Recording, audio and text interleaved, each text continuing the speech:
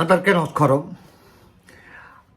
ఈ తిరుమల తిరుపతి దేవస్థానం కళ్యాణ మండపాల విషయానికి వస్తే మళ్ళీ ఒకసారి నేను ఒక పోస్ట్ పెట్టాను. చాలామంది చర్చించుకుంటున్నారు. కాకపోతే ఇప్పుడు తమిళనాడు పెట్టింది ఏంటంటే అతి త్వరలో టీటీడీ కళ్యాణ మండపాలను క్లబ్బులు గాను బారులు గాను వ్యభిచార గృహాలు గాను చూడవలసి వస్తుందేమో. ఎస్, అవును. ఇంత పెద్ద మాట, ఇంత దారుణమైన మాట, అది పలకడానికి ఉచ్చారణ చేయడానికి కూడా సమంజసంగా లేని మాట ఒక యూట్యూబ్ ఛానల్లో ఒక వీడియో చేస్తూ నేను పలికానంటే ఎందుకు పలికానది కారణాలు చెప్తాను. ఒకటి, కళ్యాణ మండపం ఇచ్చేటప్పుడు హిందూ ధార్మిక కార్యక్రమాలకు మాత్రమే ఇవ్వాలి అని చెప్పి క్లియర్గా రాస్తుంది. అంటే మ్యారేజ్, ఉపనయనం, ఎంగేజ్మెంట్, బారసాల నామకరణం, షష్ఠి పూర్తి, అన్నప్రాసన, సత్యనారాయణ వ్రతం, రిసెప్షన్, ఈ కార్యక్రమాలకే ఇవ్వాలి. దిన కార్యక్రమాలకు కానీ లేకపోతే రజస్వాల కార్యక్రమాలకు కానీ రిటైర్మెంట్ కార్యక్రమాలకు కూడా ఇవ్వకూడదట. నేను తిరుమల తిరుపతి దేవస్థానం వాళ్ళు నిన్న మనం చేసాం, చాలా రియాక్షన్ వచ్చింది, చాలామంది ప్రజలు మాట్లాడుకుంటున్నారు దీనికోసం అని చెప్పి నేను మళ్ళీ ఒకసారి చెక్ చేద్దామనే ఉద్దేశంతో మళ్ళీ ఫస్ట్ నుంచి లోపలికి వెళ్ళి ఆ తిరుమల తిరుపతి దేవస్థానం వాళ్ళకి సంబంధించిన కొంతమంది పెద్దలు అడిగారు. అఫీషియల్గా అడిగితే వాళ్ళు చెప్పింది, మీరు చేసింది మీరు తెలియక చేశారో చాలా చాలా గొప్ప విషయం చేశారండి. కాకపోతే అందులో మీకు తెలియని విషయాలు ఏంటంటే బారసాలకి వాటికి ఇవ్వచ్చు తప్ప రిటైర్మెంట్ ఫంక్షన్కి ఇవ్వకూడదంటే అదొక నేరం. ఎన్వి పెడతాం ఒక నేరం, దట్ రజస్వాల ఫంక్షన్ కూడా ఇవ్వకూడదు అని చెప్పారు.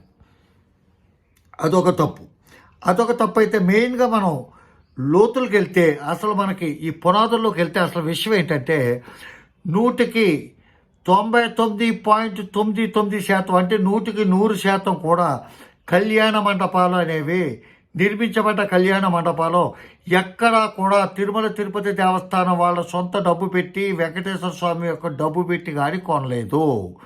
అట్లకి వచ్చిన డొనేషన్లతో కొనలేదు. ప్రతి సైటు కూడా ఎవరో ఒక డోనరు, ఒకళ్ళో ఇద్దరో ముగ్గురు కలిపి అది డొనేట్ చేసింది. ఈ పెనుగొండలోది జవాదు డొనేట్ చేసిన సైటు.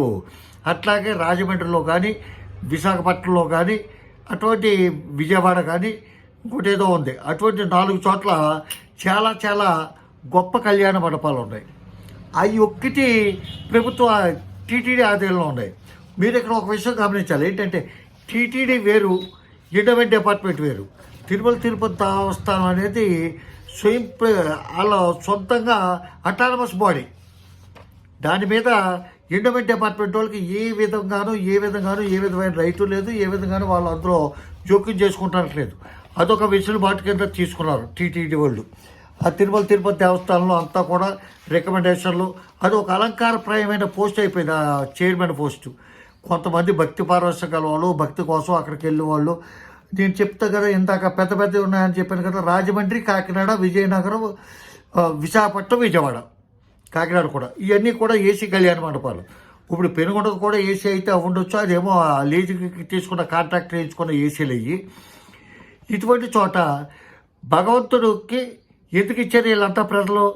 వాళ్ళు వ్యాపారం చేసుకుంటూ చేత కదా, వాళ్ళ అసమర్థుల కొన్ని 100 కోట్ల రూపాయలు అయిపోయినాయి. ఇప్పుడు రాజమండ్రిలో ఇచ్చిన కళ్యాణ మండపం కానీ, విజయవాడ కళ్యాణ మండపం కానీ, లేకపోతే ఇంకో చోట ఇచ్చింది విశాఖపట్నంలో ఇచ్చిన కళ్యాణ మండపం కానీ, కాకినాడలో ఇచ్చిన కళ్యాణ మండపం కానీ, ఏదైనా సరే చూసుకుంటే కొన్ని 100 కోట్లు అయిపోయినాయి. అంత ప్రైమ్ లొకాలిటీలో, అంత గొప్ప లొకాలిటీలో ఆ భగవంతుడి మీద భక్తితో వెంకటబాబుకి ఇస్తున్నాం ఆయన కళ్యాణ మండపం, అక్కడ కొన్ని 100 మంది 1000 మంది పెళ్ళిళ్ళు చేసుకుంటారనే భావనతో వాళ్ళిస్తే ఈ టీటీడీ కళ్యాణ మండపం ఈ బోర్డు అప్పుడు ఈ ప్రతిపాదన చేసిన సన్నాసి ఎవడో, ఆ పనికి మాలిన సన్నాసాన్ని ఎవడు చేశాడో కానీ, అది ఆ ట్రస్ట్ బోర్డు కానీ లేకపోతే ఆ ఈవో కానీ ఎవడైనా కానీ ఇటువంటి ఎదవ ప్రతిపాదన చేయాలని ఆడి బుర్రలోకి ఎలాగొచ్చిందో నాకైతే అర్థం కాల.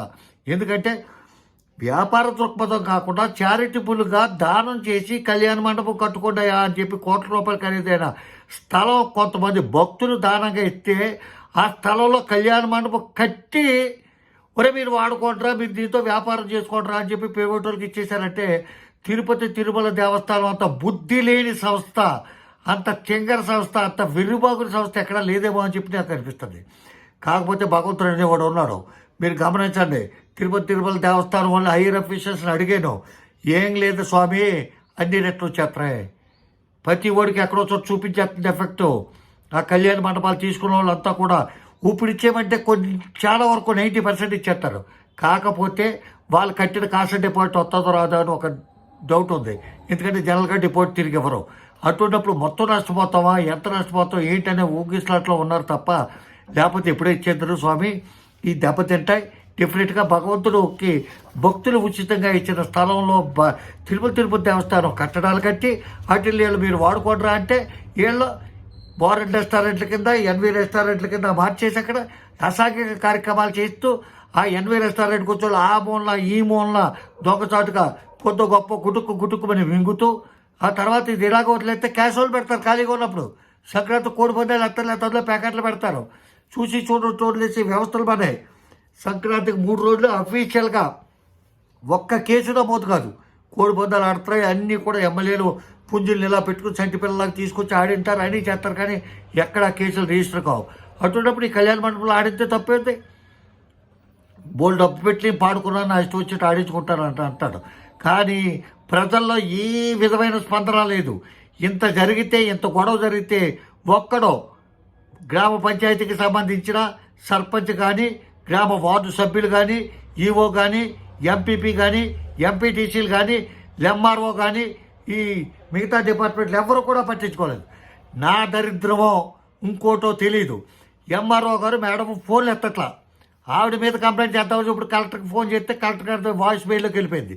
ఆవిడ ఎందుకు ఎత్తట్లేదు? ఆవిడకి నా మీద కోపం ఏంటంటే నడిపూడి ర్యాంపులో అక్రమంగా తవ్వుకెళ్ళిపోతారమ్మా తల్లి అని చెప్పాను. ఆవిడని కొంచెం ఒత్తిడి చేశాను. నడిపూడి ర్యాంపు దగ్గర తవ్వుకెళ్ళిపోతారు పలానా వాళ్ళని పేర్లు కూడా చెప్పాను. అన్నీ తెలిసి మీరు అట్లాగంటే ఎట్లా సార్ అది ఇది అని చెప్పి అంది ఆవిడ. ఆఖరికే ఆ విషయం వదిలేసింది. ఏదో విధంగా అది అయితే కట్టడైంది. అటువంటి ఏదో చెప్తాడు నా కొడుకు, ఫోన్ ఇస్తేమా మనకి ఏదో చెప్తాడు, దానివల్ల ప్రజల్లోనే ఇంట్లోనే మనం ఇబ్బందులు ఎదుర్కోవాలనే ఉద్దేశంతో ఇంట్లోనూ ఆవిడ ఫోన్ ఎత్తట్లేదు. డీటీ గారికి చేశాను, ఆయన ఎత్తాడు. మేడం ఉన్నారంటే ఇస్తానంటే అని చెప్పి వెళ్ళాడు. మళ్ళీ ఏమనుకున్నాడు ఏంటో చెయ్యి పూసి మళ్ళీ ఒక 10 సెకండ్లు 20 సెకండ్లు మేడం గారి దగ్గర ఎవరో ఉన్నారండి, వాళ్ళు వెళ్ళిపోయాక నేనే చేయిస్తానండి అని అన్నాడు. గంట పోయాక లంచ్ అవర్ కదా ఇప్పుడు అని చెప్పి ఆగి మళ్ళీ చేస్తే అతను ఫోన్ ఎత్తు మానేశాడు. చిరాకు దుబ్బి కలెక్టర్కి ఫోన్ చేశాను. వాయిస్ మెయిల్లోకి వెళ్తుంది. ఏదో సాయంత్రం లోపల ఆవిడ రెస్పాండ్ అవ్వచ్చు, అవ్వకపోయినా పర్లేదు, అలాగే నేను మెయిల్ పెట్టేస్తాను.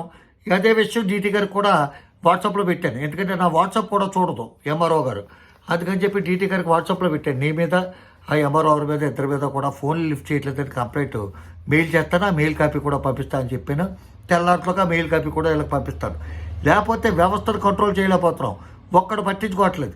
సోదరా నీకు అభినందనలు, ఎక్కడో హైదరాబాద్ నుంచి వచ్చే కార్యక్రమం చేసాం థ్యాంక్స్ అని చెప్తుంది తప్ప ఒక్కడు కూడా పట్టించుకోవట్లేదు. కాబట్టి పట్టించుకుంటా అని చెప్పి మిమ్మల్ని అందరినీ కోరి ప్రార్థిస్తూ సెలవు తీసుకుంటాను. రామోదరావు, జై హింద్.